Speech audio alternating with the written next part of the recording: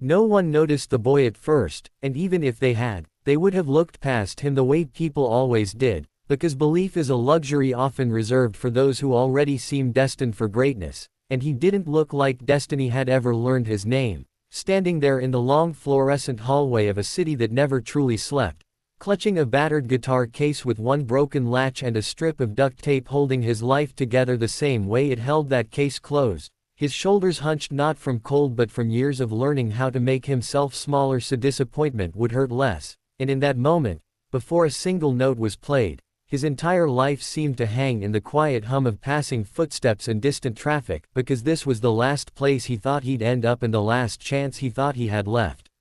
His name was Daniel Reyes, though hardly anyone used it anymore, and he had learned early that names mattered less than survival, that talent meant nothing without permission, and that dreams were things people like him were supposed to outgrow the way kids outgrow imaginary friends. He grew up in a one-bedroom apartment above a laundromat in East Los Angeles, the kind where the walls were thin enough to hear other people's arguments and prayers, raised by a mother who worked 2 jobs and still apologized every night for not being enough, and a father who had once loved music so deeply he'd sworn it would save him, until life proved otherwise and took him away in everything but memory. Daniel's earliest memories were of his father sitting on the edge of the bed with a cheap acoustic guitar, fingers cracked and calloused, singing softly so as not to wake the neighbors, telling him that music was the one thing in the world that could make people listen even when they didn't want to, that a song could sneak past walls the heart had built and remind someone who they used to be, and Daniel believed him the way children believe gravity will always hold, until one night his father didn't come home and belief became something fragile, something that broke easily and never quite fit back together. After that, music became both refuge and burden, because every time Daniel picked up a guitar, he felt like he was holding a promise he might never be allowed to keep, practicing quietly after school, playing for nobody but himself, then later for tips outside grocery stores and subway stations, where people tossed coins without looking and security guards told him to move along, where rejection wasn't loud but constant, a steady drip that wore him down year by year. Teachers said he was distracted, guidance counselors suggested practical careers, friends drifted away when he couldn't afford to hang out, and auditions ended with polite smiles that said no before words ever had to, until he learned to expect disappointment the way some people expect rain, carrying it with him everywhere just in case. Yet somehow, through all of it, one song followed him like a shadow, Hotel California, because his father had taught it to him note by note, explaining every chord like it was a story, saying it wasn't just a song but a feeling, about being trapped and longing and the strange beauty that can exist even in broken places, and Daniel practiced it more than any other, not because it was easy but because it reminded him why he started at all. The years passed, his mother got sick, bills piled up, and music slipped further from being a dream into being something impractical, irresponsible even, until one night Daniel found himself in the hallway of a downtown hotel hosting a regional charity talent showcase, not as a contestant, he'd been rejected twice, but as a temporary maintenance helper hired to set up chairs and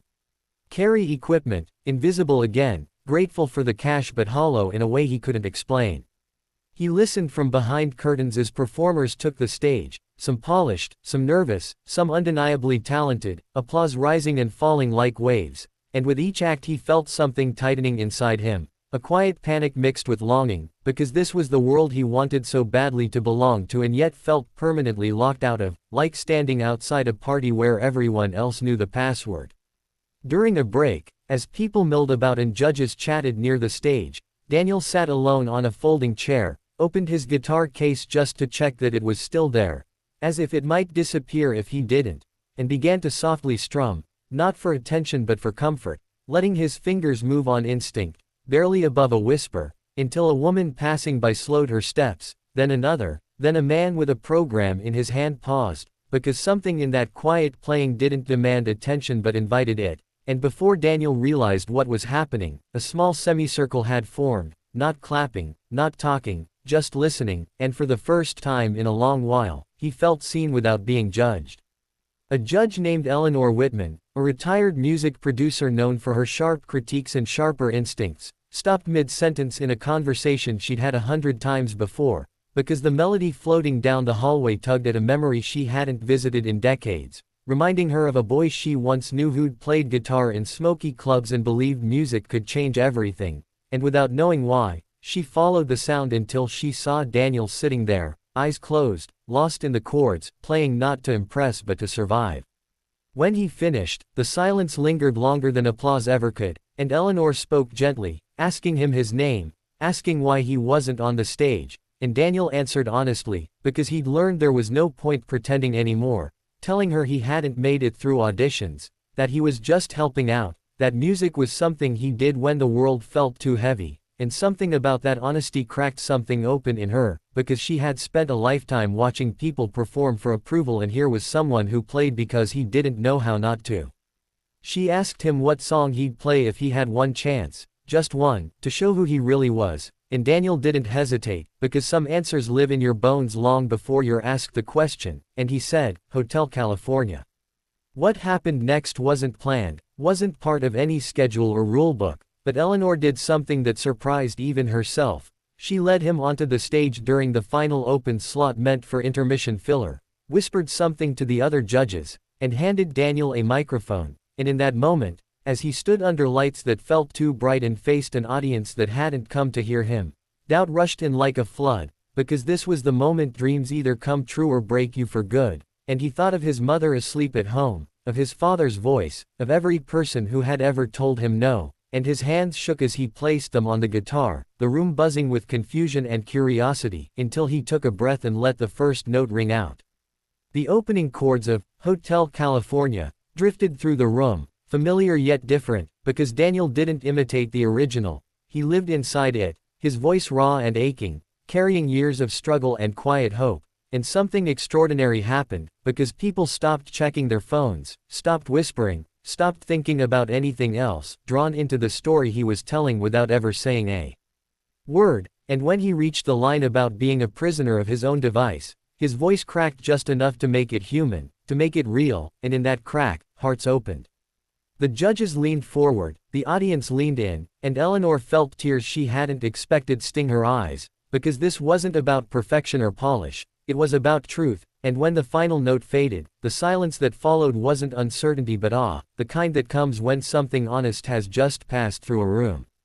Then the applause came, not polite but thunderous, people standing without realizing they'd stood, clapping for the song but more for the courage it took to sing it that way, and Daniel stood there stunned, because for the first time in his life, belief wasn't something he had to imagine, it was something he could hear and feel, echoing back at him from strangers who had no reason to care except that they did.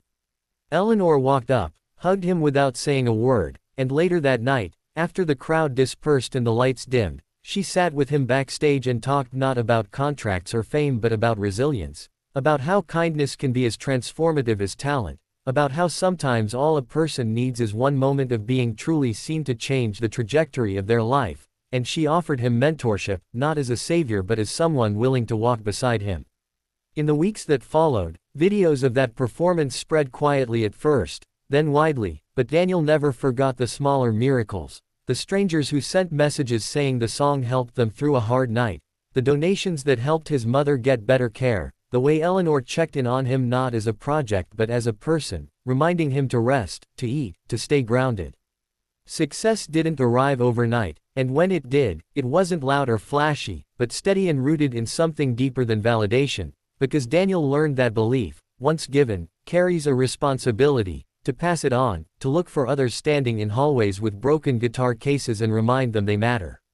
Years later, when he stood on a much bigger stage in front of thousands, he still played Hotel California, not as a signature but as a thank you, closing his eyes and remembering the boy who once thought no one believed in him, the woman who stopped to listen, and the simple, powerful truth that compassion can change lives, that one act of generosity, one open door, one moment of attention, can turn doubt into possibility, and that sometimes the most extraordinary transformations begin not with applause but with someone choosing to believe when it would be easier to walk on by.